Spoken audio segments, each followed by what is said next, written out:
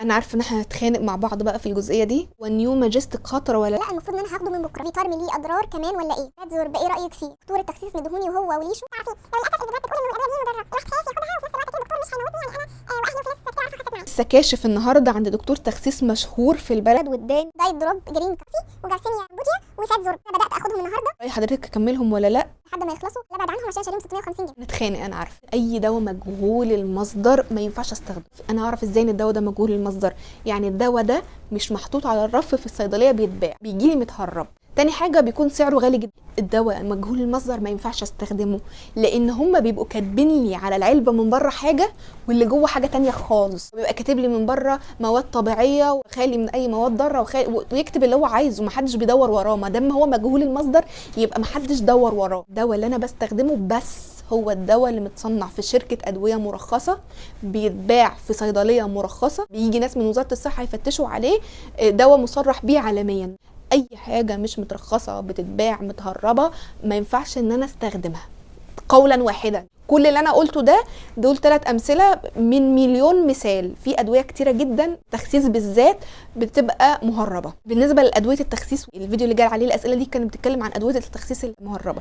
انا قلت في الفيديو ان هو فيها مادتين موقوف استخدامهم. يعني ايه موقوف استخدامهم؟ يعني لقوا ان بيحصل منهم اضرار كتيره، فراحت منظمه الصحه العالميه قالت ما عادش نستخدم المواد دي. سيبيوترامين والفينولفتالين دولت من ضمن المواد اللي غير مصرح باستخدامهم. كانوا زمان بيستخدموا للتخسيس وبطلنا يستخدمهم عشان خاطر الاضرار بتاعتهم.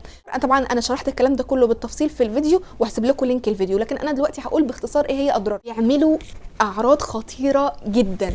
اول حاجه السرطان، ضغط، السكر، مشاكل في الكلى، مشاكل في القلب، بدايه من عدم انتظام ضربات القلب، نهايه بالجلطات والموت المفاجئ. الموت المفاجئ. وفي حالات كتيره لوفاه بسبب الناس اللي كانت بتستخدم ادويه فيها المواد دي. انا شرحت بالتفصيل ليه بيعملوا كده، فلو انت مهتم ممكن ترجع تشوف الفيديو. يعني معنى كده اجابتي على كل الاسئله او اي اسئله هتتبعت يقول لي على اي دواء ايا كان اسمه غير مرخص هو لا، ما تستخدمهوش. هل الادويه الغير مرخصه دي فعاله ولا بينصبوا؟ لا، هي فعاله جدا، تمنع الشهيه تقريبا وكمان بتزود الحرق، ولكن بشكل غير صحي تماما، بشكل غلط. احنا جاوبنا على السؤال ده، بس انا في حاجه لازم اعلق عليها. للاسف المنظومه الطبيه في ناس تهمهم مصلحتهم حتى لو على حساب المريض. الدكتور ما يهمهوش غير ان الناس تطلع من عنده تقول الدكتور ده بيخسس 100 وبيخسس بسرعه ومفيش زيه، غض النظر على الاضرار اللي ممكن تحصل للمريض بسبب الادويه اللي هو مديها له،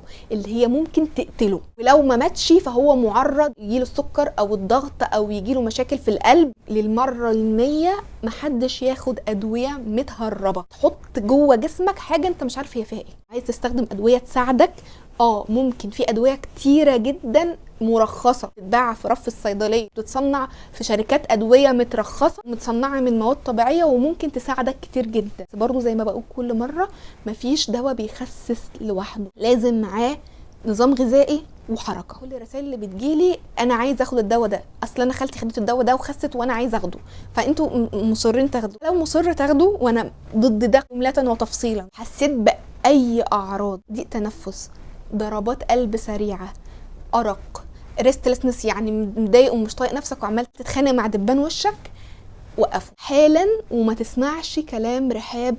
انا اقسم بالله بقالي، طبعا هي مش بتقول لي، هي بتقول لواحده تانية بتنصحها يعني في التعليقات. اهو وطلبت العلبه الثانيه ممتاز بطريقه تتخيليها. الدكتور قال لي هنستعمل علبتين. اول علبه نزلت 12 بس وجسمك هينزل تلقائي. انا خدته خسيت 30 كيلو.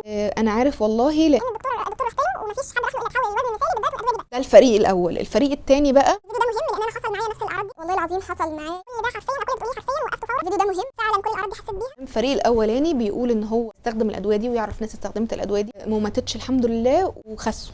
الفريق التاني بيقول ان هو استخدم الادويه دي وحصلت معاه الاعراض دي ووقفه وكان هيموت. مش معنى ان انت اخدت حاجه مضره ولسه عايش انها مش مضره وان انت كمان تنصح الناس بيها. ولان انا زي ما قلت في الفيديو اللي انا سايبه لينكه ده، ان الناس بتختلف من شخص للتاني. ناس بتقدر تتحمل حاجه الاخرين ما بيقدروش يتحملوها. لو في شخص عرضه ان هو يجيله السكر، مع الادويه دي هيجيله السكر. لو في شخص تاني عرضه ان هو يجيله الضغط، مع الادويه دي ضغطه هيعلى. في شخص ثالث عنده مشاكل في القلب، مع الادويه دي ممكن يموت، ممكن يجيله جلطات، ممكن يجيله فشل في عضله القلب. ما فيش شخص زي التاني، شخص يقدر يتحمل حاجه والتاني ما يقدرش يتحمل. لما اجي اعمل دواء ابروف او اقبله ان انا استخدمه كعلاج، لازم الفايده اللي تجيني منه تكون اكتر من الضرر اللي يجيني منه. الضرر اللي انت هتاخده منه اكتر بكتير من الفايده. هو ممكن يعمل لك امراض انت هتفضل طول عمرك تتعالج منها، الضغط والسكر والقلب والمشاكل دي.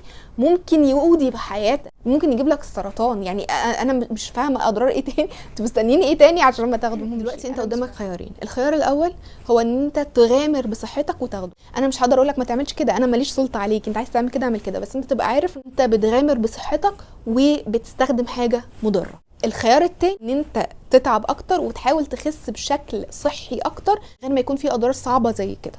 في ادويه كتير مصرح باستخدامها من منظمه الصحه العالميه ومن وزاره الصحه المصريه ومترخصه وموجوده في الصيدليات وبتساعد كتير برضه. اللي لازم تعمله هو انك تشترك في القناه لو انت على اليوتيوب، لايك لو انت على الفيسبوك، وفولو لو انت على الانستجرام، وتنضم لعيلتنا عشان هتلاقي فيديوهات تهتم بمشاكلك الصحيه ومشاكلك النفسيه وكمان المشاكل التجميليه.